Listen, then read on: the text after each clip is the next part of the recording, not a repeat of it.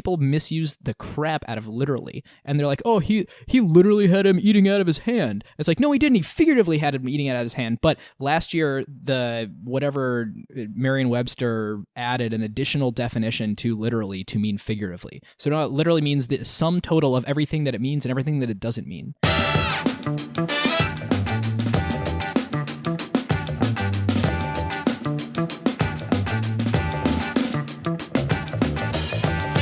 Welcome to episode 32 of Acquired, the podcast where we talk about technology, acquisitions, and IPOs. I'm Ben Gilbert. I'm David Rosenthal. And we are your hosts. Today's episode is the Super Bowl for our world, the Snapchat IPO. It's been long awaited, highly speculated, and everybody's got an opinion. And they are not all the same. So we're recording right now on Friday, March 3rd, exactly 21 hours after trading originally started. Trading is underway for day two, and hopefully we should be able to get this out to you guys by probably tomorrow over the weekend, and get some pseudo real-time discussion going here on Snapchat. All right, listeners. Now is a great time to talk about a new partner of ours here on Acquired, Legora, the agentic operating system that is redefining how the world's best legal teams work. Yep, it's sort of obvious that AI is going to completely change the legal industry. I bet most of you listening have dropped a contract into some sort of AI chatbot out there. Legora took that insight and asked the question, what if you really built something with that power from the ground up for the legal industry? So the founders did exactly what great founders do, operate with obsessive customer focus. They embedded inside a massive law firm for months. They sat with the lawyers just watching how the work really gets done. And that's how you get features that customers love, like tabular review, where you drop in a folder of hundreds of contracts and it pulls every key term into a grid a lawyer can actually work with. Legora's bet here is interesting. Since it lets each lawyer handle more complexity, any given person can increase the quality of their work and do higher value work. And this means that the pie can grow even as each individual task takes less time. And they recently launched Legora Agent, offering greater intelligence and performance. The agent lets lawyers set an objective. Then it can handle the planning and the execution and delivery of the final product. Legal teams get to maintain full control and transparency since they're still involved where judgment is required. And Legora works where you already work. You can use it within Microsoft Word while redlining or drafting. The early Legora numbers essentially speak for themselves. When they have a head-to-head pilot with their top competitor, they win 70% of the time. Legora now has over 100,000 lawyers on the platform from 1,200 legal teams in 50 countries. And crazily, they went from 1 million to 100 million in ARR in about 18 months. Truly insane numbers. And that is the real test. Plenty of things demo well, but the question is whether a busy associate actually reaches for it during crunch time, or whether a partner trusts it before going into a conversation with a major client. If your legal team wants to check it out, whether you're a law firm or you're in-house at a company, you can learn more at legora.com/acquired and just tell them that Ben and David sent you. All right, listeners. So as you know, we also like to try new things on the show. And we have a little bit of a format switch today, which we'll tell you about. One thing that I wanted to try is reading some of our iTunes review here on Acquired. So when you guys leave one that we think is particularly worth reading on the air or funny or, I don't know, extra complimentary or something, we're going to read them. Kind of like the Bill Simmons mailbag, but for iTunes reviews. So here's one. They aren't scalpers that want to create fake problems or to short a stock. Well, thanks, Spencer Camp. We appreciate it. And here's another. It's as if you are reliving the story with them as an insider. From Peach, 1987. That's thank you. We appreciate that. Ben has been a real trooper here. He was post-surgery and now he's back. Great show. MG 3141.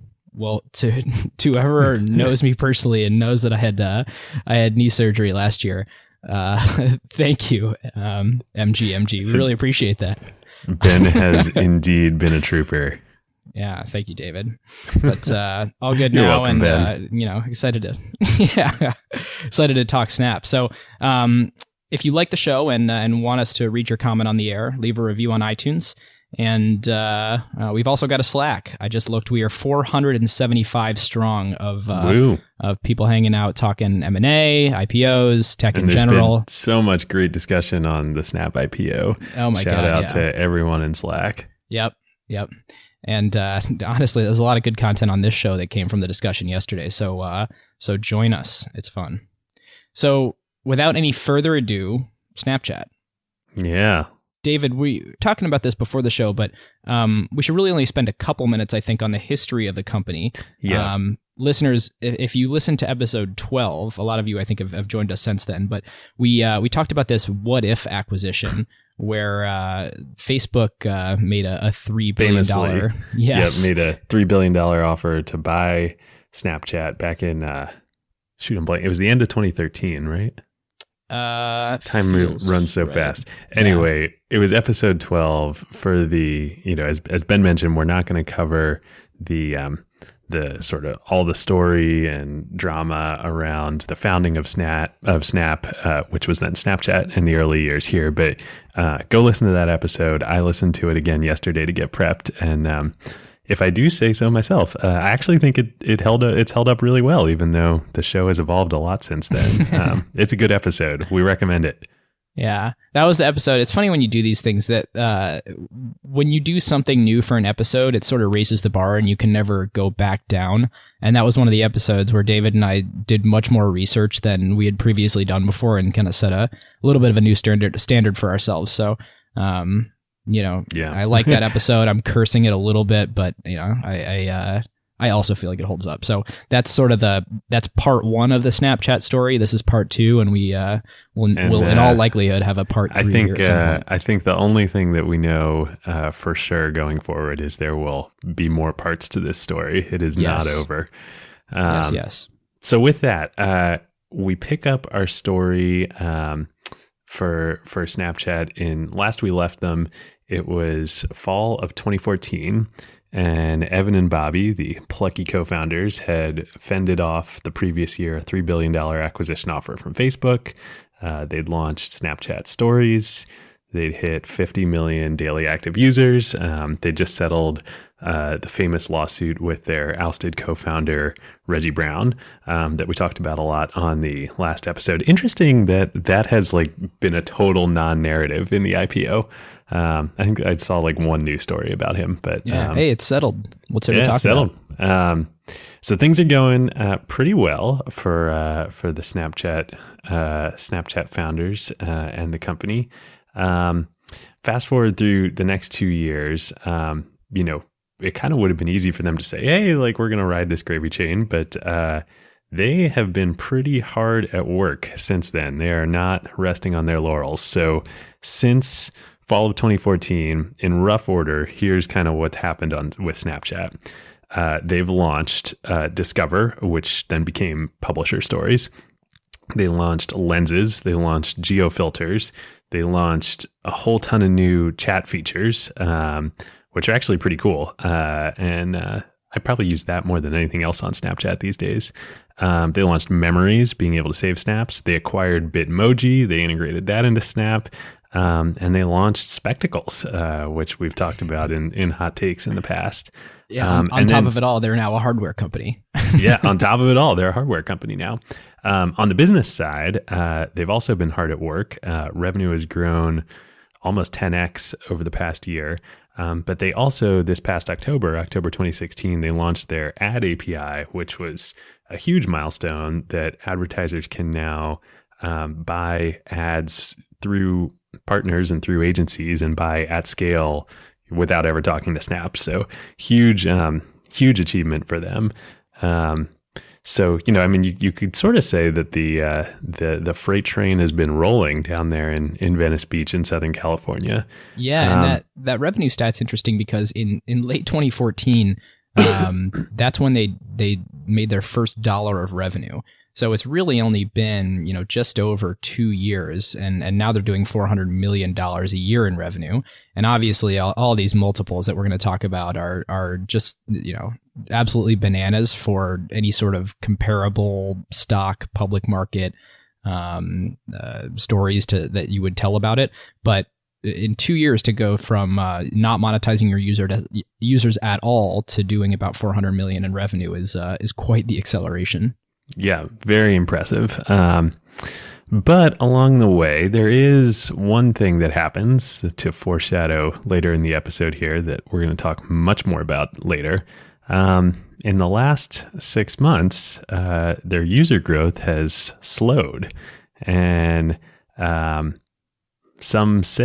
many say that that's a result of something else that happened in August 2016, and that's Instagram launched Instagram stories. So much more to come on that front later in the show.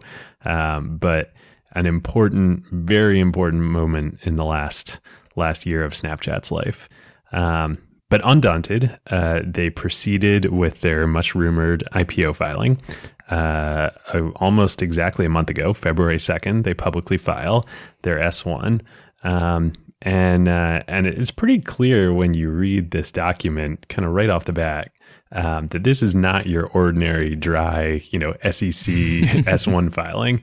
Others have talked about this, including Ben Thompson, but if you haven't gone and read it, we seriously recommend it. This is an incredible document.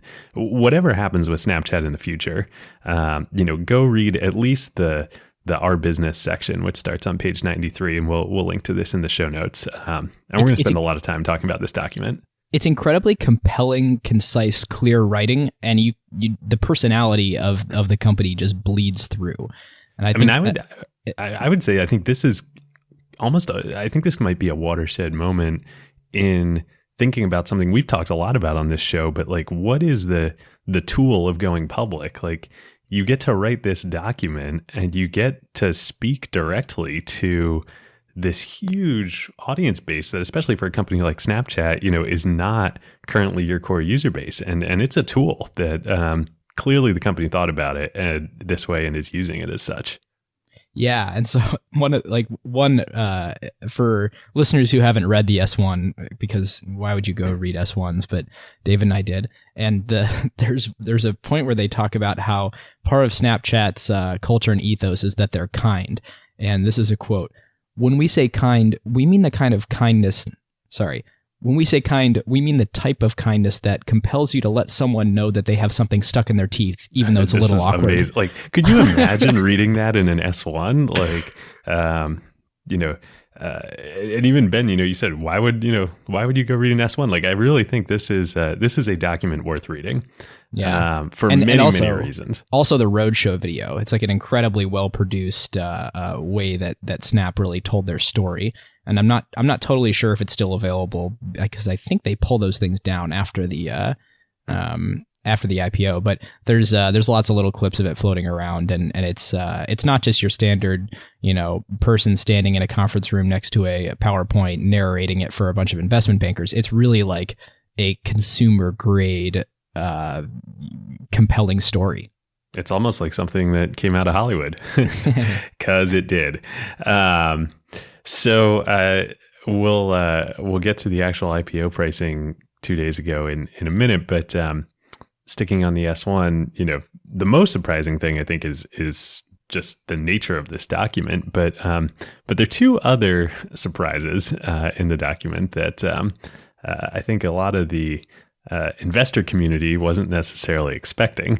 And the first one is that there's a unique voting structure for the common shares that are being offered in this IPO. And what's unique about it is you don't have a vote. So this has literally never happened before. Companies have gone public with dual class or even three classes of share structures that allowed management and founders to retain, effective voting control of the company. But and David, those examples are there's Facebook and Google didn't go public this way, but have modified to sort of have this dual class structure. I think they did both go public with those dual class share structures. Okay. And it's something they learned from, is it the New York Times? Yeah, so historically, a bunch of media companies have had this. News Corp has had it, the New York Times, and a bunch of others. It was, for whatever reason, it was in vogue with publishers and media companies, at some point in the 20th century. And tech companies have really sort of taken this tool and run with it. But this is breaking new ground here. So, the thing about those other IPOs, Facebook, Google, even the media companies, usually there's a 10-to-1 voting structure where each share of the founder's stock has, or the CEO's stock has 10 votes to every one of the public stock. And there's a market for those stocks. So if the founders and CEOs sell the stock, then, you can buy that with separate voting shares. And that's important because, not for individuals voting necessarily, but like activist hedge funds have made use of this to amass a voting block in a stock, and then use that to agitate to try and get a representative elected to the board of directors. It's been a tool they've used. So Snap says, and for other reasons too, to like the Carl Icahn has done this with Apple and I think with eBay to advocate for a buyback or a distribution, more dividends, or all sorts of things. And there's a view, probably not unjustified, that that's really an annoying thing that you want to avoid. But this is an extreme case of, no, you get no votes. Not now, not ever. And what a baller move to say like, hey, we're going to sell, what is it, like 19% of this company, and we think at this price point that even with no ability to have any influence, even if all of you get together on the future of this company, it's still going to be oversubscribed. Yeah. And what's crazy is it's not even just, there are actually three classes of Snapchat shares. There's what they're selling to the public. You get no votes. There's shares that existing investors, VCs have in the company. They get 1 vote. And then there's shares that Evan and Bobby have, and they get 10 votes. And if Evan and Bobby ever sell their shares, then they automatically convert to the other investor shares. So there is 1 vote, but essentially it's set up such that, if something were to happen to one of them, and they've actually filed proxies with each other, and this is in the S1. If something happens to one of them, the other gets essentially full voting control in perpetuity of the company. Wow. Crazy. So that's one. And then the other surprise in there, and this actually, I'm really surprised that this has not gotten a lot of press. There's this thing, I don't know if you saw this, Ben, this little thing called the, quote, CEO award in the S1. No, this is new to me. What this is, I have never seen this before. So Evan Spiegel, the CEO of Snapchat, upon completion of the IPO on Wednesday, he got essentially a bonus of an additional 3% of the company after the IPO. So he already had a 24% equity share in the company, and the company essentially, gifted him as a bonus for completing the IPO another 3%, even after the dilution of the IPO. And so at the $17 IPO price, which we'll talk about in a sec, that's worth $625 million that the company gave to Evan for successfully completing the IPO. Well, I've never seen this before. That's a weird incentive. Like, I mean, it'd be interesting to see, like, when, I guess once you already committed to going public, it sort of makes sense to incentivize well, the what's CEO really more odd than here the company is, to complete it. Why would his incentives not be aligned? I mean, he owns 24% of the company, which at the IPO was worth almost $4 billion. But somehow I'm sure it will never come out, but I would love to know how those negotiations went down. Well, it's him negotiating with the board or with the syndicate of investors taking him public? Well, it must have been everybody, but it has not gotten a lot of press, and I'm quite surprised about it. I could imagine a situation if you have an external CEO come into a company and you can incentivize that person by a bonus if they successfully complete an IPO, but this is where Evan's literally a founder and, along with Bobby, the largest shareholder in the company. Very, very interesting. Yeah. So despite that, on Wednesday, March 1st, 2 days ago as we're recording this, Snapchat prices its IPO. They priced it at $17 a share, which is above the range that they'd indicated of $15 to $16, which is, there's a whole theatrics to this. You always want to price above the range. But a good bit below what the sort of murmur on the street was for months before, right? People were thinking more in that $20 range. Yep. And not that much higher. I don't remember exactly what it was, but not that much higher than the share price that they sold equity in their last private round at. But regardless, that gives them a $24 billion market cap at pricing. Yep. Then yesterday on Thursday, which you're right, that is an up round from their previous financing, despite talks of that $14 to $16 per share range would have been a down round, and that would have been kind of crazy because then that would have been bad.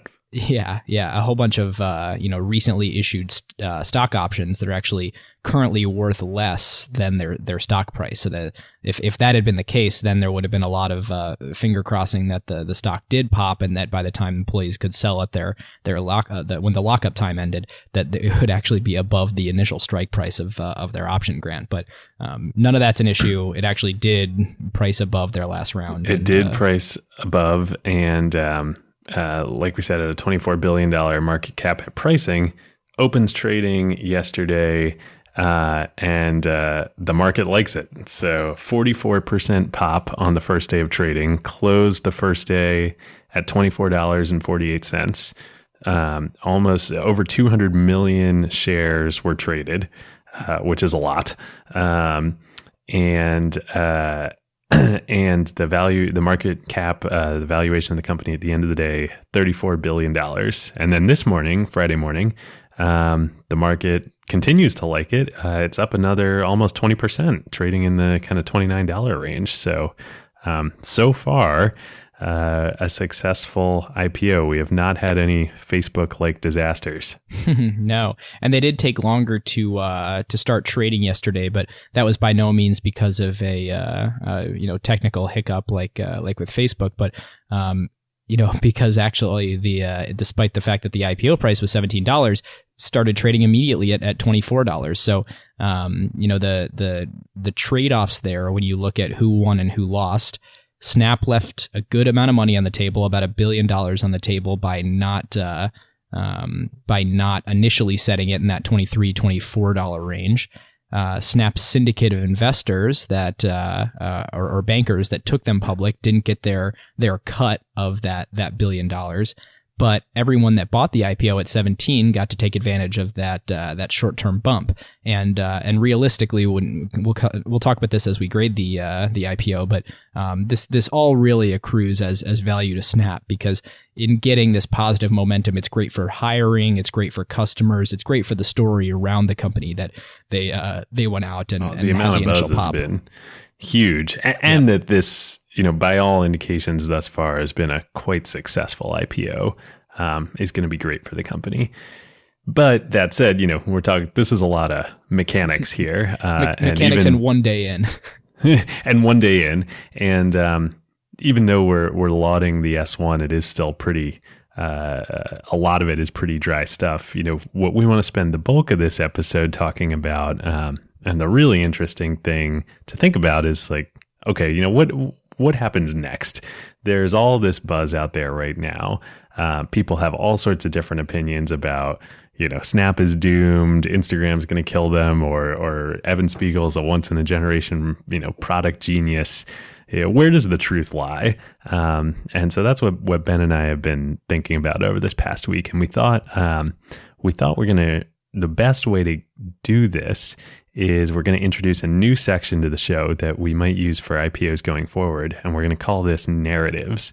And our idea is that there are really two narratives that are being told throughout an IPO. There's an IPO process. There's the narrative that the company wants to tell through their S1, through their roadshow, and all of the statements that they get to make, both written and otherwise. And then there's the narrative that pops up around it in the media, in the investor community, in the tech community, everybody reacting to what's happening. And so we thought we distilled what we think are kind of the three most important points of both the narrative that Snap has been trying to tell over the past month and the narrative that the media and the investor press has been telling. And we're going to talk about each of them and sort of judge how much we agree or disagree with them. We are. So let's start with Snap. You read the S1, you watch the roadshow video, and what immediately pops out, and this got tons of press, but I think it was just a brilliant way of positioning that the company took. They say, you read it and it says, we are a camera company. They don't say we're a mobile company. They don't say we're an app company. They don't say we're a social network. Snap is a camera company. Yeah. What do you think, Ben? The first thing that came to mind, I'm like reading a lot of the S1 cynically. So the first thing that comes to mind is, oh, I see. They don't want to be comped against Twitter. That makes sense. But the interesting thing as you start to read more and more and more, and this is my biggest takeaway from this whole thing based on the insane, like, let me just give a quick, Snap at their $33 billion market cap is trading at about 80 times their sales. Facebook IPO'd at like 28 times their sales. Even Twitter was like 56. We're just in like off the charts territory for what their market cap is relative to the revenue that they're doing. And when you start to peel apart, like, why are they saying they're a camera company? The big thing that stands out here is that they don't want investors to buy this IPO based on the product right now, the social graph right now, the growth rates in the last 6 months. Like, they don't want to be priced on any of that. They want you to believe that they've done these incredible, innovative things, transforming what we think of as a camera and what we use cameras for. And they want you to buy on the idea and hold on the idea that they're going to continue to do that and reinvent the camera for the future. And that they, in typical Evan Spiegel Snapchat fashion, they're unique, and they believe that they are indeed a different and new type of company. They're going to do things their own way. And like, who are you to say what kind of company this is? They're a camera company, and you don't even know what a modern camera company looks like.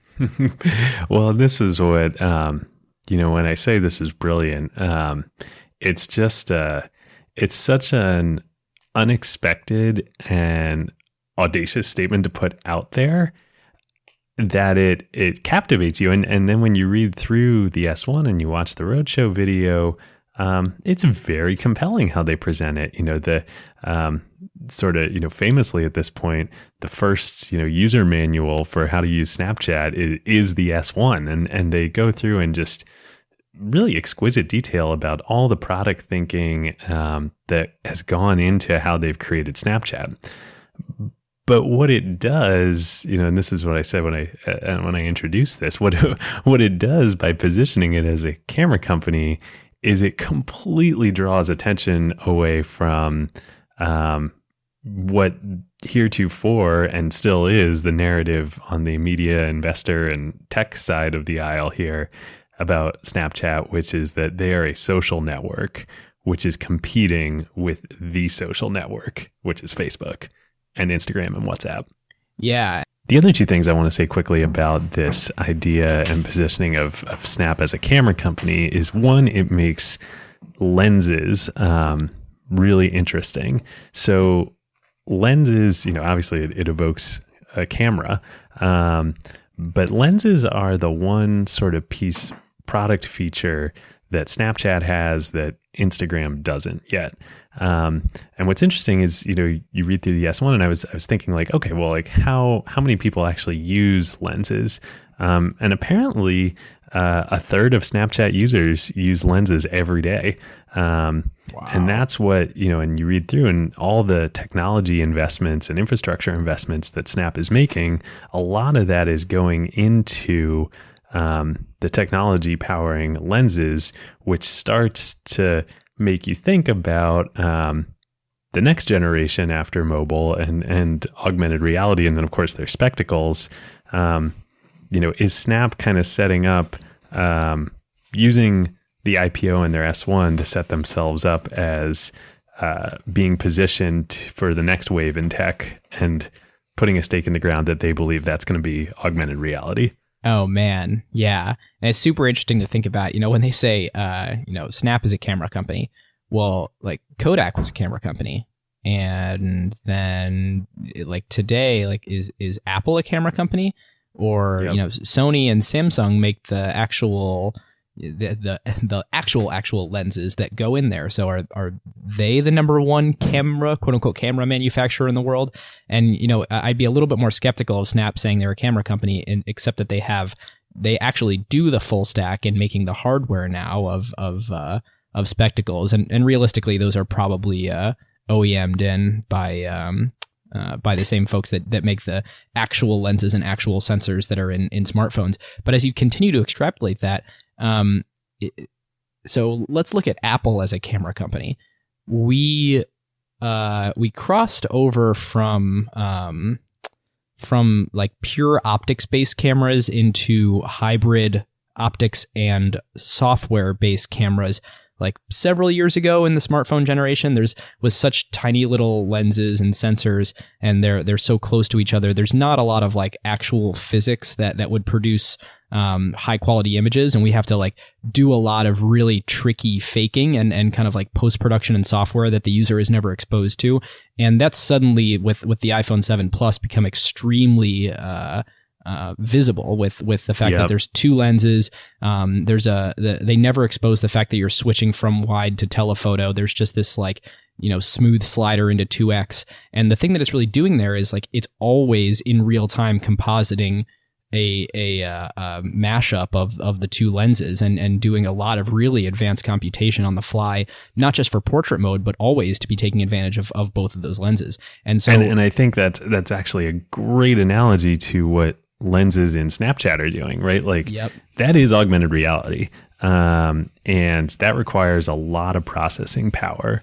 And augmented reality thus far and virtual reality have been these really clunky things that nobody wants, that cost a lot of money, that it's unclear what you do with them, But Snapchat just makes that really easy. It's just all behind the scenes. And as we learn, we'll talk about this in a minute, it's costing them a lot in hosting fees and technology resources to be able to do that. Yeah, totally. So to close on that one, I think when they say they're a camera company, the world has moved to a place now where a camera is not just a physical thing. A camera is a full hardware, software, services stack. And that starts, when you think about what a quote unquote camera is that way, and the fact that maybe it's a hardware, software, services network stack, that starts to lend a lot more credibility to, oh, I see, Snapchat is really the full stack of the modern camera. All right, listeners, now is a great time to tell you about a longtime friend of the show, Vanta. AI has scrambled the whole security picture. It used to be that you proved that you were secure once a year, an audit or a static PDF, then everyone would nod and you're done. But in an AI-first world, that doesn't hold up anymore. Yep, your risk surface changes every week now. A vendor turns on an AI feature or someone writes in a new model without telling IT, and your posture is different than it was last week, let alone at your last audit. Vanta's own research found that around 70% of companies have this quote-unquote shadow AI running with no security review at all. Right. And that's where Vanta comes in. They're the leading agentic trust platform, meaning they've built the thing that closes the gap. And the way that they close that gap is Vanta Agent. Think of it as a GRC engineer, that's governance, risk, and compliance, except that it's software and it doesn't sleep. It finds the issues, drafts the fixes, and cuts the time that you'd spend on vendor assessments in half. In half!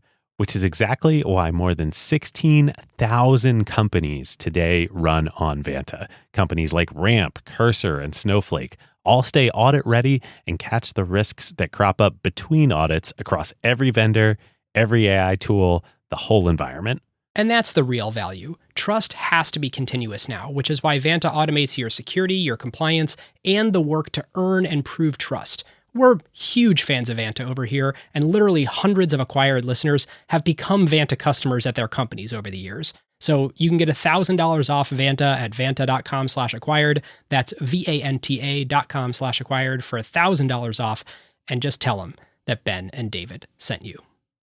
Should we go on to number 2? Yeah, let's do it. So the second main point in Snap's narrative that they'd like you to believe is that they are a brand advertising business, which is fundamentally different than the gigantic elephant in the room major ad networks on the internet right now of Facebook and Google. And what they're really saying there is we are attacking TV, not print media. And for anyone who hasn't played around with the Snap ad platform versus Facebook or Google's ad platforms, on Facebook and Google, you can do pretty incredible targeting, and you get to really finally get extremely granular on what type of demographics you're reaching. And you also, like when you're using Google remarketing and things like that, like you can track people around the web, and you can do all sorts of things.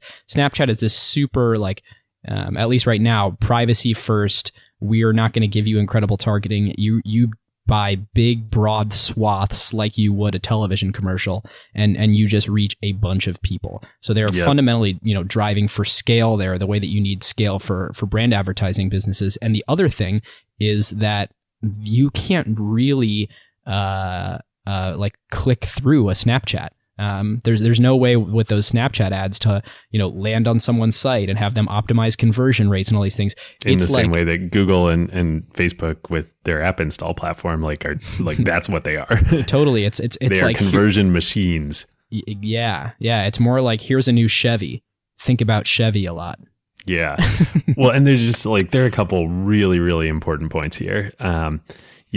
One, Snap is making the argument here that, as Ben said, they are going after TV, after television. They are not going after, in a lot of ways, the internet advertising to this point has been a reinvention of kind of the classified ad, the direct response. TV has persisted, but TV is not measurable in anywhere near the same degree that traditional online advertising is, and it's smaller. Like the number of people in the U.S. who watch TV is large, but relative to the number of people who use Google, who use Facebook, et cetera, it's much smaller. But what TV has that Facebook, that Google don't, is engagement. And Snap's whole narrative around this is we have engagement. Yes, we're smaller than Facebook. Yes, we're smaller than Instagram. Yes, we're even smaller than Twitter. But they go to great lengths in the S1 talking about, the average Snapchat user opens the app 18 times a day. This is on average. For 20 to 25 minutes. 25 to 30 minutes in Snapchat every day. And they argue that is the same level of engagement that television has historically seen. Yeah, and we should call out that despite the fact that there's way more time spent in front of a screen, be it desktop or a phone screen, interacting with apps in the web than there is on TV. That sort of happened a while ago, where people are spending more time on the internet than they are in front of a TV. But until 2017, this is the first year that this is actually going to happen. The ad spend has totally lagged it. So the ad spend on television has outpaced digital ad spend, and finally we're going to have this catch up where the dollars are 5 to 10 years behind the switch in engagement. So Snap is I think they even say this in their roadshow video and possibly their S1, that they really have a tailwind here of, the dollar spend from advertisers is they're looking for a place in a digital format, because that's where all the ad buying is shifting, because that's where all the attention and engagement is. And they're looking to buy the sorts of, incredibly broad Coca-Cola style blanket the entire world with advertising for their brand. And they're looking for a place to deploy those dollars in produce the effect that they're used to spending. And brand advertising is just I actually don't know the numbers, but it's significantly larger than this direct response advertising that's dominated the web to date. Yep. And And so then let's jump to the third piece, critical piece we see in Snap's narrative, which is really the taking one. We are this revolutionary camera company. We are not what you think we are. We're a new vision, and we're going after this market that is very different from what other internet companies have gone after before. The reason we're able to do this is that our co-founder and CEO, Evan Spiegel, is a once-in-a-generation product genius. And this has been a narrative around Snap for a long time. Actually, again, to plug our previous episode, shameless self-promotion here. The previous Snapchat episode, we actually dive into Evan's history. And he's not just some random kid who dropped out of college to found, another app company. It was pretty clear from his early days at Stanford that he had some very special talent. He talked his way into the D School, which is normally reserved only for graduate students and is probably the most famous design school in the world. David Kelly, who founded the D School and was the founder of IDEO, the consulting firm, ended up becoming Evan's direct advisor. And Scott Cook, the chairman and of Intuit and famous Silicon Valley luminary, he met Evan while he was at Stanford. He hired him immediately to help work on a product that he thought was super important at Intuit. He does have a lot of talent. Yep. And that is on display in the S1. I mean, you read the product section and like Ben was saying, it's some of the most clear thinking, really compelling understanding of users and problems and why Snap's product, why their products are built the way they are. Totally. And it's we should also call out, they talk about, they don't really in the S1 talk about Evan Spiegel as the product genius. That's sort of like the hint, nudge, and like the way that the media has sort of spun this. But they talk about, Snap is an innovation company and that we as a company have done these things. And they definitely don't refer to him as like a once in a lifetime product genius, but the implication is clearly totally what they want to imply. Yeah. And, that they have an Apple-esque secrecy about them, but it is it would be really interesting, and we'll probably hear this in the ensuing decade from folks that have left Snapchat to kind of talk about, what is the product development process there, and how does it does it sort of all come from the top, or are there a lot of trusted lieutenants? And I do know from just kind of talking to a couple of folks there that they do the kind of old school Microsoft style thing of having internal teams that compete.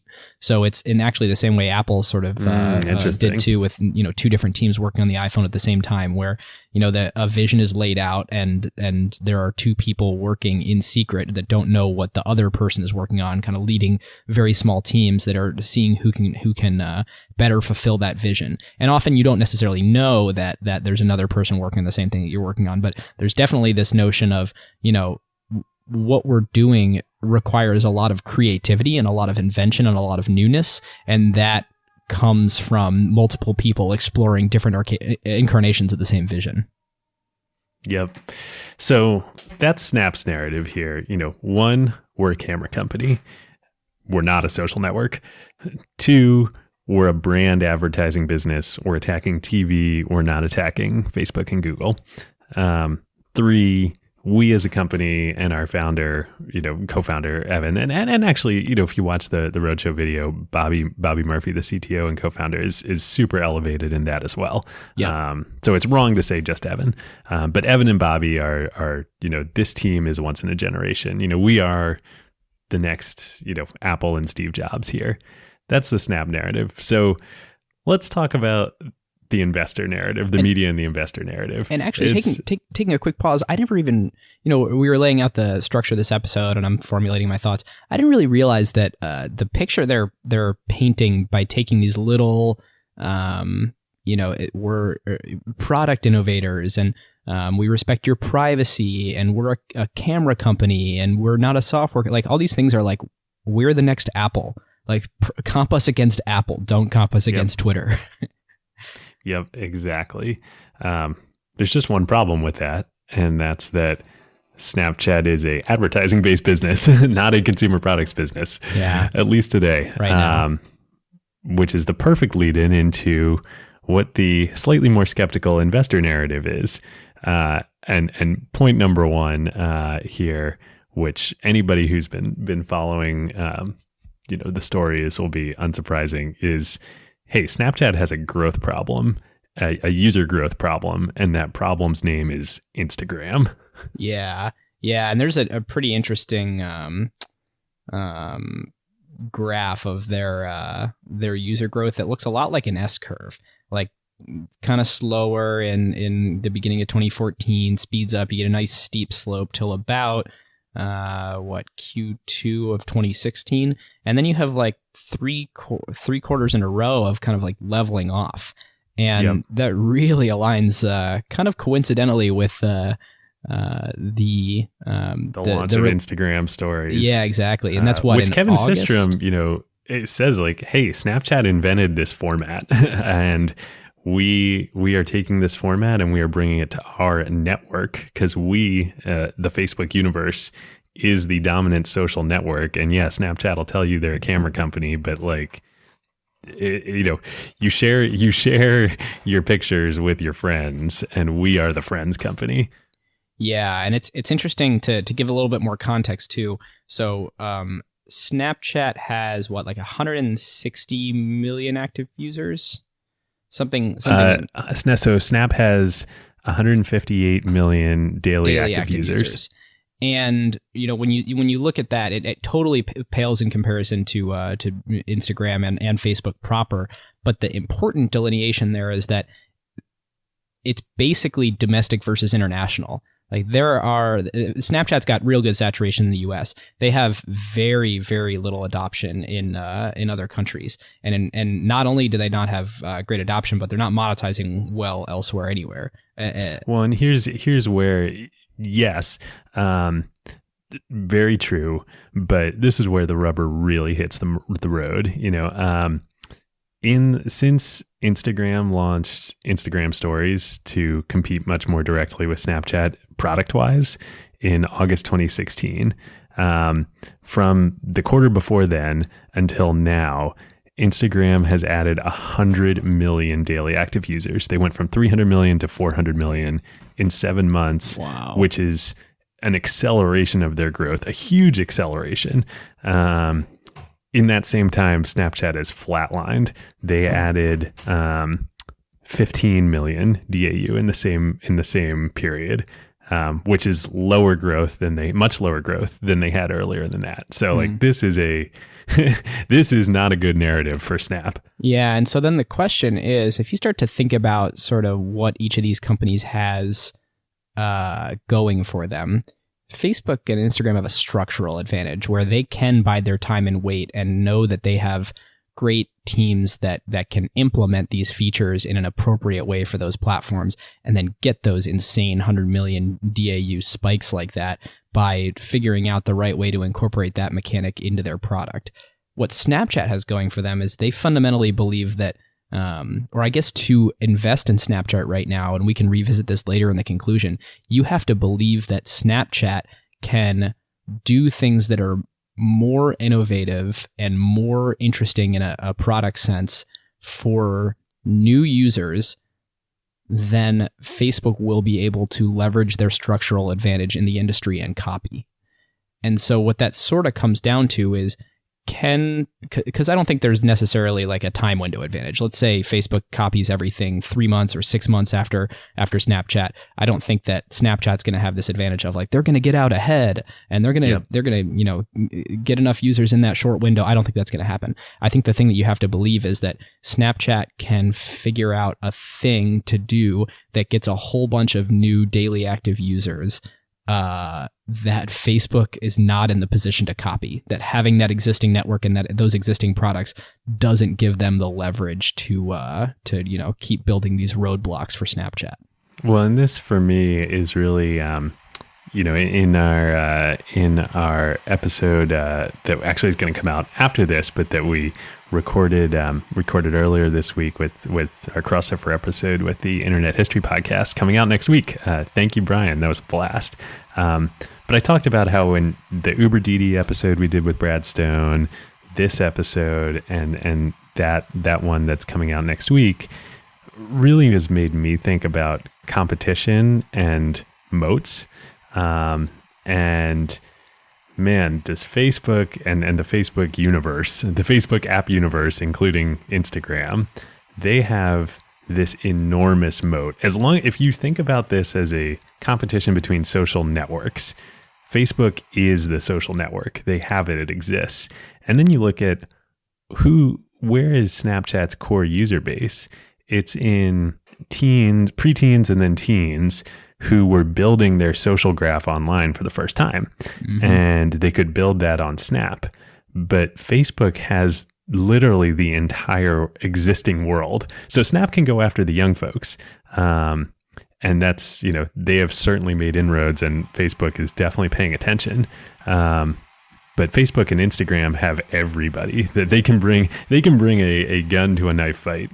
Yeah. And then I continue to think, like, will Snapchat be able to come up with something where that's actually not an advantage? Where, like, exactly, imagine like there's a battle in a canyon, and there's the incumbent that's got 100,000 soldiers that are all blocking the middle of the canyon. Is there something where, like, Snapchat can get up on the side of the canyon and tiptoe along and even like waltz past all them, and they can't do anything about it because they can't get up the canyon? Like, is there another dimension here other than tons of users that are already using that app on their phone that is just going to completely blindside Facebook?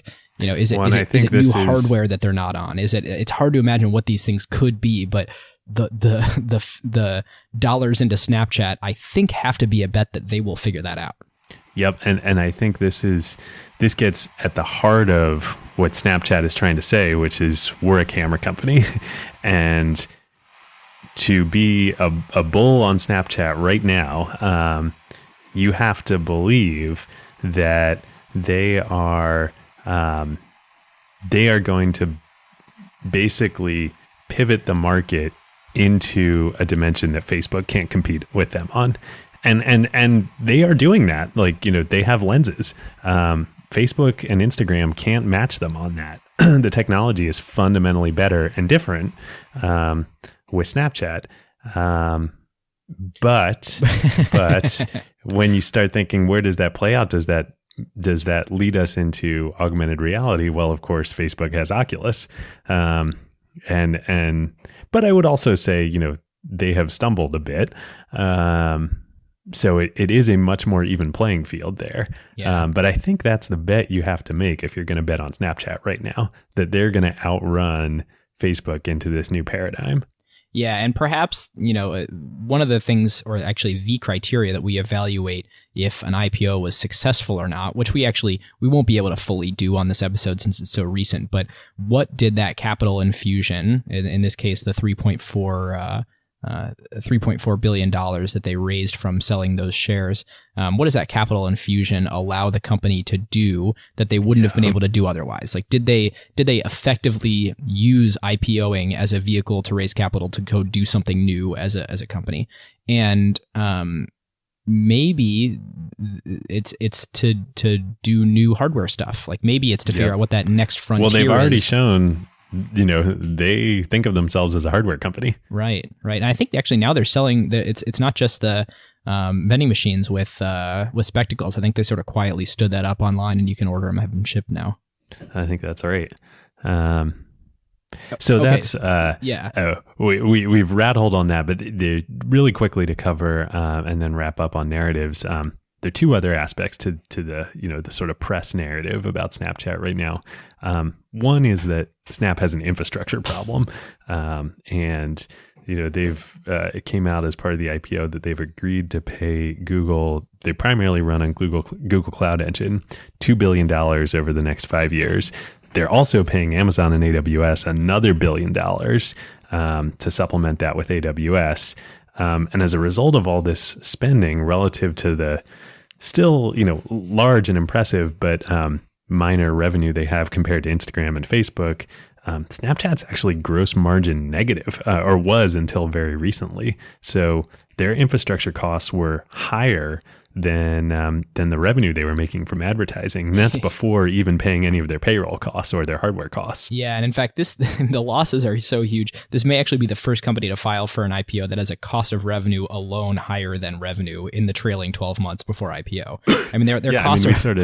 We've joked on the Uber Didi episode about ride sharing going gross margin negative. Like, well, Snapchat is gross margin negative as well, or was until very recently. And it's almost entirely due to infrastructure costs. I think a second cost there is rev share to publisher partners. But I mean, the cost of revenue in 2016 was $452 million.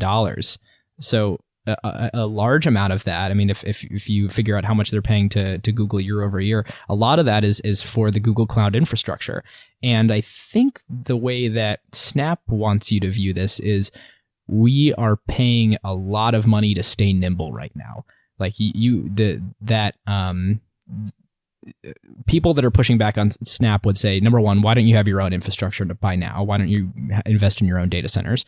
Number two, how the heck are you using so much compute in Google's data centers? Like, why is it so expensive on a compute per user basis?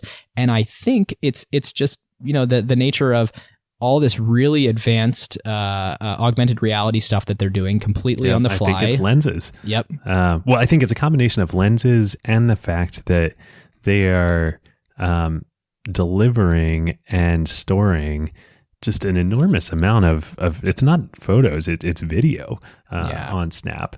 I mean, their bandwidth costs are enormous. Yeah, and the thing you have to wonder is, and also the thing you would have to believe as an investor to want to do this is, does paying a ton for Google to handle their infrastructure and keep that completely outsourced allow them to try things faster, which is the true kind of inherent value of the company, is that they can experiment, get things right, and roll out really good products quickly. Like, do you believe that? And do you believe that it's worth all these computationally expensive things that they're doing on a per user basis? Because the cloud costs, it's not like those are fixed and that like it'll be amortized by all these users coming on. No, like, it that scales linearly with users. Yeah. So number one, I think you have to say, is it worth it to be paying that on a per user basis? Number two, should they be paying that premium to keep it outside the company so they can move? Yep. And then, so that's the second part of the press narrative. And then the third part is, actually, I think, and when you look at how the IPO performed, when it, priced above the range and then traded up, had the 44% pop yesterday and is trading up again on day two. I think the third part of the world at large narrative is that, yes, despite those problems, Snapchat and Evan and Bobby really are fundamental product geniuses, and they deserve the credit that they are lavishing on themselves in the IPO. But I think the market has shown over the last 2 days that they're willing to give Snapchat a pass for now, but they'd better deliver soon. Yeah, sure. The frenzy and the excitement that I'm attributing all of the oversubscribed nature of the IPO, the pop in trading, the pop the next day. Like, we just haven't had a big IPO in tech since Twitter. Like, I think this is really, this is a great stat. The 15 US based tech companies that went public in 2016 raised a total of $1.44 billion, and Snap raised 3.4. Like, it was the first social media, social media IPO since 2013 in Twitter. It's the first tech IPO of 2017. There's incredible pent up demand. So I'm gonna evaluate the massive volume of people buying shares at pent up demand, but I think the rationale that you have to believe to buy those shares is that this is a special company. And if you just look at the numbers and you compare it to, and if you think it's a social network and you compare it to Facebook and Instagram, it's not a special company. It's actually a pretty bad one by the numbers. Here's the craziest thing too. Like their gross margin negative. We're making bets on the people theoretically coming up with future products that haven't been invented yet, and we're buying on a story. And that to me doesn't sound like an initial public offering. It sounds like a seed deck. Like it sounds like Seriously. If I'm at a venture firm, those are the things that I look man. for, like team, like product sensibilities. Like these are the things that I would write a $1 or $2 million check for somebody that hasn't built anything yet. Not the sort of ways on which I would be evaluating a public security. That's such a good point. And I think, man, thinking about this way, I think nothing better encapsulates the time in which we're living in tech, where an IPO prospectus and process looks like a seed deck and a seed process. I don't know if that's a good thing or a bad thing. Yeah, but that is the reality in which we live today. I'm getting all worked up over here, and I agree with you. Like, even but though it is it's like a lot this of the company same. was gross margin negative. I want to just highlight this. This company was gross margin negative. That means they were selling dollars for 50 cents or 90 cents or whatever until like a couple months ago, and they are now a 35 billion plus market cap public company. Yeah, and it's not just like Twitter, where they weren't profitable because of their massive operations, and then actually Twitter never became profitable. No, right. Like going public without being net income positive is a common thing. Yeah. But going public while being gross margin negative is a very uncommon thing. Yeah. Yeah, David, if you have any dollars to sell me, I got 50 cents for you, and then go run a business off that revenue. I am a VC. Anyway, so the point of all this, we've spent a long time on this section, and listeners, let us know what you think of it. But I think what's just so fascinating about this event and this company is you can paint it, as Snapchat has very effectively, as this is the future. And this is the most compelling, most interesting, company to hit the public markets since Facebook. And that we are riding a very different wave than Facebook. Or you can paint it as like, this is the beginning of the end here. And both, the moment that we're at right now is just so interesting because there are great arguments on both sides. Yeah. And I think the best way to summarize it is, this is the public market sitting down with Evan Spiegel at a table, looking him in the eye and Evan saying to public investors, "Do you trust me?" Exactly. And, going back to at the start of the show, Evan getting this bonus, this huge bonus, almost more than $600 million in stock grants for a successful IPO, it's really coming down to that. Yep. All right, listeners. Now is a great time to thank our longtime friend of the show, ServiceNow. If you are running a large enterprise, AI agents are likely spread across every team, and deploying them is no longer the hard part. Yeah. The hard part is knowing what permissions they have, what employees are using them for, or what decisions AI is making. AI security for an enterprise at scale is not a small concern. Like, the risks are real. Exactly. And the challenge with AI is governing it, securing it, measuring it, and making sure that it actually delivers value. That is why ServiceNow built the AI Control Tower. Yep. AI Control Tower gives enterprises a single place to see, manage, govern, and optimize AI across the entire business. And it works with any AI, not just theirs.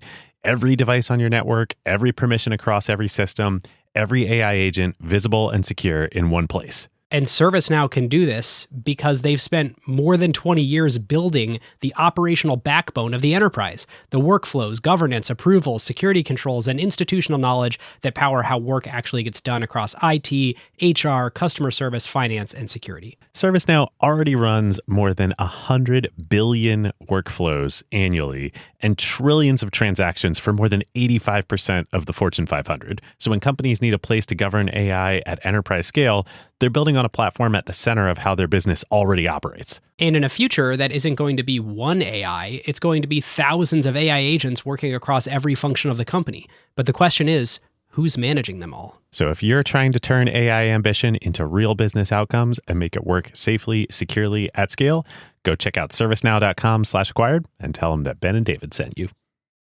All right. Should we move on quickly to the rest of the show? Do what would have happened otherwise? Yeah. So, I mean, the thing I'm sitting here wondering is, do they have to go out now?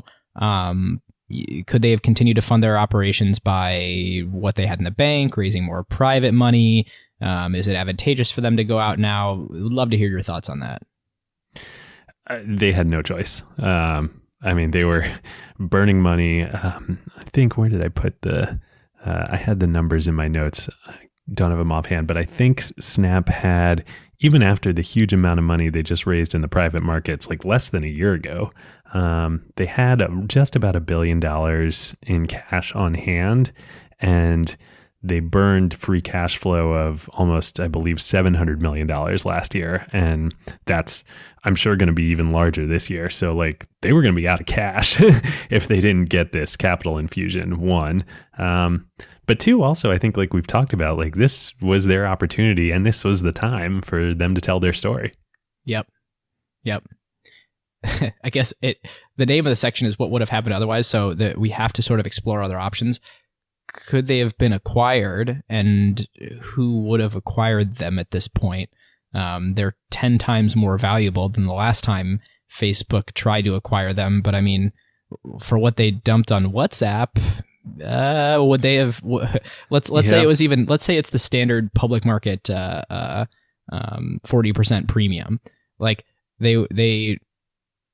I think they went out at a $24 billion market cap. So, would like 33, 34, 35, would Facebook have paid that much for them, and would they have accepted it? I don't know. I mean, we ended our last Snapchat episode with, I was arguing that, we were asking the question, should Facebook have offered more to try and buy Snapchat back in 2013? And I argued no, because just the vision and the culture of Snapchat and their vision of their product is just anathema to what Facebook is. And we've seen that play out even more so now. I mean, Facebook, they have Instagram. They have Instagram stories. That's doing great. Instagram's growing faster than ever. Why would they pay $35 billion for Snapchat right now? Yeah. You're right. Yeah. They have Oculus. Yeah. Let me throw out another hypothetical future for you, and this could still happen. So this is not somebody buying Snapchat, but rather the reverse. So we live in a world where Google and Facebook are the vast majority of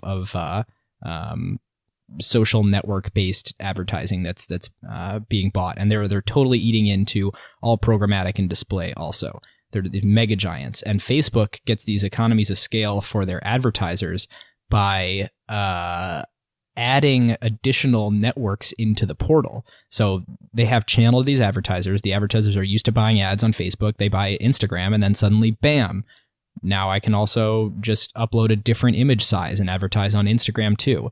So what if Snapchat's way of getting into that competition is starting to aggregate anyone that's left? So, right now, Twitter is valued at $11 billion. Their market cap's $11 billion. And that's probably too high. Like, if that was lower, then somebody would probably actually pick them up. But right now, they're kind of priced too high for anybody to feel good about that purchase. If they continue to topple, Snapchat's got new money in the bank. They've got this really high market cap where they could do a stock deal. Like, what if Snapchat bought Twitter and then enabled advertisers to have a single portal to buy advertisements on both platforms and then sort of went on a spree? It feels completely antithetical to me to Snapchat's DNA, and perhaps there actually is no economies of scale since those ad formats are so different. But it sure paints an interesting picture of what could Snapchat start to do with this cash they've just raised and this concrete, public market validated valuation. Yeah, actually, That's really interesting. I think another interesting question is, what if it's not Twitter, but what if it's Fox, or what if it's what if it's a television media company that Snapchat would buy? Well, they've got that relationship with Viacom. I don't know if that still exists, but Viacom was. I think they might have dissolved that, but Viacom was their channel sales for a while for all the Snapchat ads. Yeah, I mean, and Snapchat they are an LA-based company. The chairman of the board is, I believe is it Michael Litton, I think, who was the Sony Entertainment CEO. Yeah. That is in many ways, Hollywood and media and television is as core to Snapchat's DNA as Silicon Valley and tech is. Totally. And the one other, before we move into tech themes, and this sits right on the border of what would have happened otherwise in tech themes. Was this the right way for Snap to go out, and did it get them the right investors? So what I mean by that is, Snap's a company that, even more so than any of these other tech companies, is going to potentially have a real tough time with these quarterly earnings. And if they got themselves a bunch of retail investors that were short-term and excited for the pop and got in because there was all this like excitement and demand, and they didn't get these long-term investors, here's the counterexample. Amazon was extremely clear in their S1 and somehow built this incredible investor base who was willing to wait decades for them to start being profitable. Yeah, it's that great line that Tom said on our episode of, that Jeff always says, you get the investors you ask for. Yep. And big question for me here is, did Snapchat ask for the right investors? Did they get the right investors? And will they be able to stand up to the scrutiny of quarterly earnings calls for those investors? But here's where it comes back, though, to the beginning of the show. The investors they got, what do they not have? They have no say in the company whatsoever. That's right. Huh. So does it matter? It matters in the sense that their share price would Well, yes, of course they have a say in the share price, but Snap just raised all this money that they can use to fund all the product development for the next, at least couple of years. They have this room to run. Honestly, they just raised they basically raised one and a half of their seed Google round bill. Yeah, right. Oh, yeah. For their next wave that they're tackling. Yep. Interesting questions. Should we move on to tech themes? Yeah, let's do it. So we'll be quick here since we spent so much time on, and I feel like covered a lot of this on the rest of the show. But for me, the biggest one here, thinking about all this, was just, what we've talked about so much on this show of waves and technology waves, and thinking about how Snap very clearly, despite what they're saying in their S1, they started with the mobile wave, and they were a social network on mobile. But the future of Snap, if it will be the one that they want, is going to be them riding a very different wave. And I'm just reminded of two things. One, the Facebook story and our Facebook IPO episode, and how, Facebook was riding the Web 2.0 wave, and then realized through the IPO process that they needed to paddle over and conquer the mobile wave. And I wonder, it seems to me very clear that something similar is going on with Snap right now. Yeah. And are they paddling over into the AR wave? Is that what you're... Well, whether it's AR or I don't know how we're going to characterize this wave, but it is... it's I think Snap says it really well. It's the camera wave. It is when a camera becomes about inserting technology into the world around you. Yeah. It's interesting. Most of my tech themes we've covered, a lot of winner take all network effects and the ability to copy well, cord cutting, moving from TV to mobile. F-morality, how it's the anti-Facebook, you can really be yourself. But the one that we haven't really touched yet is that the viral coefficient of Snapchat is different than the more successful social experiences like Facebook. And to me, a big risk factor is that their key product pro is also potentially their key business con, where on Facebook and LinkedIn and Twitter, like it's a follower grab. I am directly incentivized to have a wider audience because the way that you use those platforms is to try to get as much engagement as you can on those platforms. Like it's this called social media because it's truly media. It's you speaking to an audience and people engage with you, but it's more media than communication. And with Snapchat being more communication, and the way I use Snapchat is there's like 5 to 10 friends that I have that I snap with at all, and that happens in kind of a power law distributed way, where like, and maybe that's not exactly the right mathematical distribution, but like there's one person that I snap with the most, then a few other people that are kind of, and then the rest of those 10 are not that much. And so the reason why I think their product has such high engagement, but like the issues that we're talking about are in growth, are the fact that the product itself lends itself really well to engaging a bunch with a very small set of users, which isn't great for growing into new markets. So as we start to think about the network effect here, like the fact that there's a ton of people in North America using it and some people in other markets using it, it doesn't necessarily mean that it's going to catch on in Belarus, because there's nobody in Belarus that has somebody that wants to snap them somewhere else, because it's all about these small pockets. And it's and it's interesting. You're seeing apps like Snow, which I believe is Snow part of Line. I think it's the Chinese remember. Snapchat.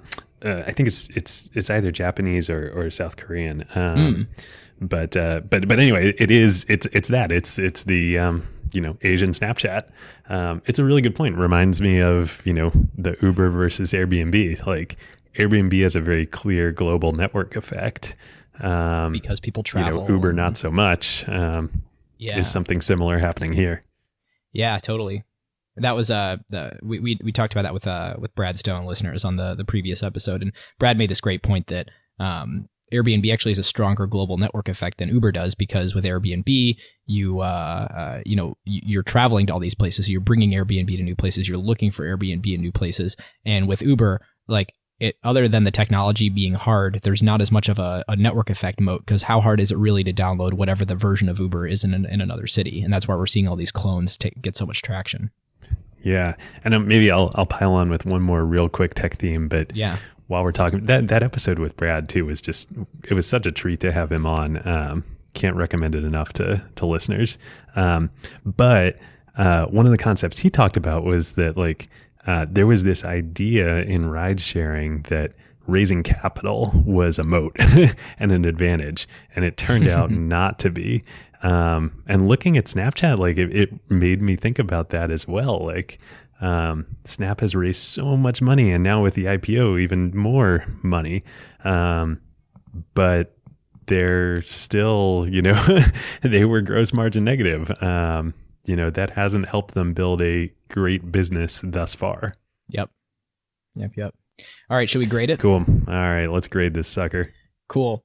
So, listeners, we should again clarify that we are grading on the criteria of what will this move allow them to do? Like, was the IPO a good move? And did the idea of doing this IPO, number one, was it well executed? Number two, does it put them in a good position? And so I have to set aside a lot of my feelings of the company in general. Like, if I feel like they're set up for success and they're not way ahead of their skis in terms of well, actually, I guess they're related, because the fact that they've got a market cap that is so ahead of revenue is totally tied into this. But I guess the point I'm making is, if they were going to IPO and they needed to IPO, they did it extremely well. like I am an A on execution on this thing so far, a day in, and their ability to raise the capital that they, fight or flight, do or die needed to raise, and do it at least so far really well. And I think that's an A with like a ridiculous amount of variance. I thought about, Dave and I were talking about before the show, like, should we even grade it? I mean, I think that it's too early to tell, but an A on execution, an A on what it sets them up to do in the future, staying nimble, potentially making interesting acquisitions. I don't know actually how this will help them grow into new markets. I think that's still the biggest, scariest thing for me. But in terms of how to go raise money and the way that best set them up for success, this is an A. Yeah, well, and I think the parallels to our Facebook IPO episode are just so great right now, are so perfect and so apt. We graded the Facebook IPO, and I think we gave it 2 grades. A grade for the actual IPO itself, and then a grade for how that event, influenced the trajectory of the company over time. And the IPO was terrible, but right. What we learned from that story was that experience really made Facebook what it is today. It kind of drove them to much further greatness. And I think I completely agree with you. Like this IPO was brilliantly executed by Snap. They told their story so well and positioned themselves perfectly. One need only look at how the performance has gone over the last 2 days. Granted, it's still very early, but versus Facebook's first 2 days. But the question and the real grade that matters, we're going to have to come back for at least, round 3, if not 4 and 5 down the road on this one. Yep. I totally agree. I almost feel silly for giving it an A. Like there's just so much variance and so much we don't know. But I think we can definitely grade execution on the IPO, and no question, this was an A. Yeah.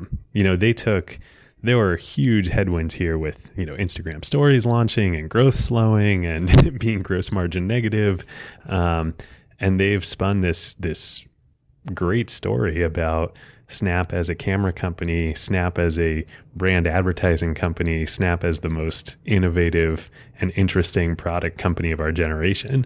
And it's worked really well. Totally. Before we move on to Carve Outs, I have a couple little kind of fun points to note about this IPO. One is that there's a great Chris Sacca tweet from yesterday where he points out that he's like, congratulations to Snapchat, but guess who's not celebrating and making it big from this IPO?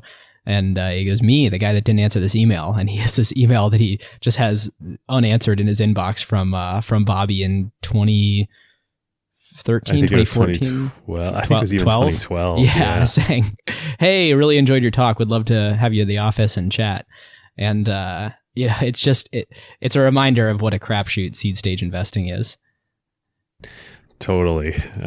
We'll put a link to that in the show notes.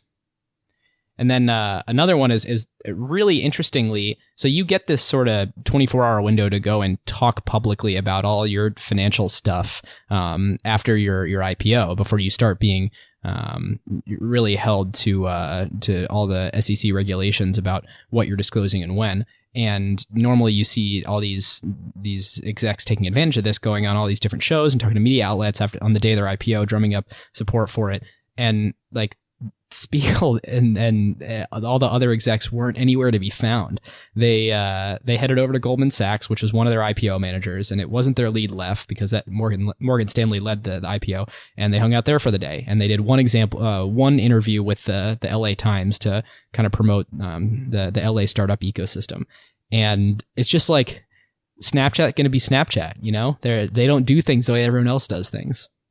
I think if there's one lesson from, all of Snapchat's story thus far is exactly that. Yep. Cool. Should we move into Carve Outs? Let's do it. All right. So listeners for Acquired, we have done 3 episodes this week. We did the episode with with Brad Stone. We've got this one, and then shortly hereafter we'll have a super cool episode with Brian McCullough from the Internet History Podcast as a crossover. So I have not been doing as much reading as I'd like to this week, but I did listen to Ben Thompson on the Bill Simmons podcast, and I haven't listened to the Bill Simmons podcast in a while. It's so freaking good. Like, it's largely about sports, so if you don't like sports, most episodes won't apply to you. But number one, the episode with Ben is great. He compares Bill has these incredible sports analogies. So he compares like Twitter's like the Milwaukee Bucks of tech companies, and they have like this great analysis of that. That's great. and it's just so. What's Snapchat? I don't know. I don't think they got there. It's either the Cavs or the Warriors, or maybe it's the team that will dethrone one of them. I don't really know. Yeah, it's if Instagram and Snapchat, who's the Cavs and who's the Warriors. Right.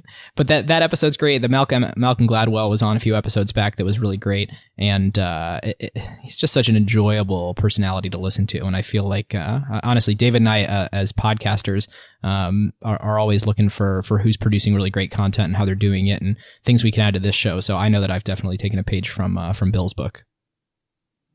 Yeah. Mine, I'll do real quick, but it's apt. I started listening to Sun Tzu's The Art of War this week on audiobook, and I finished it because it's incredibly short, which I'd forgotten. I'd read it a long time ago. Oh, that's so appropriate for Snapchat. So appropriate because, as we talked about on the last episode, after Zuck came down to LA, and I can't remember if it was when he offered to buy Snapchat or when he said, hey, we're going to launch Poke and we're going to crush you. I think it was the first time when he said, yeah, we're going to launch Poke, we're going to crush you. Evan went out and he bought copies of The Art of War and he gave them to each one of his employees. But it's such a good book and applicable as much ink has been spilled to business and so many other things in life. But the coolest thing about it, and I think what doesn't a lot of people don't appreciate about it, is that the book is about not fighting, and that the idea that the best victory that you can achieve is a whole victory where you don't destroy the other side, you capture the other side, and that actually fighting and actually entering into battle is terrible because you're even if you win, you're damaging what you want to capture, and you're sustaining damage yourself, and I think it's just so apt for when you think about how Snap has played this whole, in the past couple of years, really, but this whole IPO process. We're not going to fight Facebook directly. We're not a social network. We're a camera company. Like, it's got Sun Tzu's fingerprints all over it. Love it. It's perfect. All right, listeners, now is a great time to talk about one of our favorite companies, Statsig. Yes, long-time acquired partner. There is a reason why the best product teams at companies like OpenAI and Notion, Atlassian, Figma, Rippling, Brex, and more rely on Statsig, whether they are iterating on their core product features or shipping AI-powered experiences at scale. Yep. In the crazy speed of today's AI world, shipping fast is just table stakes now. It's basically trivial to build and deploy your app constantly. The real advantage is how quickly you learn what changes actually created value for customers and how fast you can use that signal to guide what you ship next. Whether it's a feature tweak, a pricing change, a performance improvement, or an AI update like a model change or prompt adjustment, they're not relying on instinct. They're measuring what actually moved engagement, retention, and ultimately revenue. And as more teams build with AI, that learning loop becomes even more important. Building with LLMs introduces non-determinism into your product experience. The same input doesn't always produce the same output, and behavior can shift in subtle ways in real-world use. So doing offline evals will give you part of the picture, but you can really only understand the impact once your product is live with real users, and then you can measure how their behavior actually changes. It's very different than the way that you would ship features in a pre-AI world where you knew exactly what the software was going to do in production. Yeah, exactly. So this is where StatSig comes in. It brings experimentation, feature flags, and product analytics into one unified system so teams can ship safely, test rigorously, and directly link what they changed to how users actually behaved. The result is a tighter feedback loop and learning that compounds over time, so you don't just ship more, you ship better. So if you want to make learning your competitive advantage, whether you're building new AI experiences or just evolving your existing core product, go to statsig.com/acquired to get started. I think that's our show. We listeners, thank you so much for joining us. We love iTunes reviews. Leave us a good one and we'll read it on the mailbag next time. It helps us grow the show. It helps us bring on more sponsors potentially. It helps us bring on better guests. It helps more listeners find us and set the flywheel in motion. So we really appreciate that. Any sharing you want to do, Twitter, Facebook, obviously, all those things help. Snapchat, it's actually unclear if it helps since it's unmeasurable. Join us in the Slack. Go to acquired.fm. It's pretty easy to join. A little sidebar on the right. We have great conversation there. Till next time. We'll see you next time. Thanks, everyone.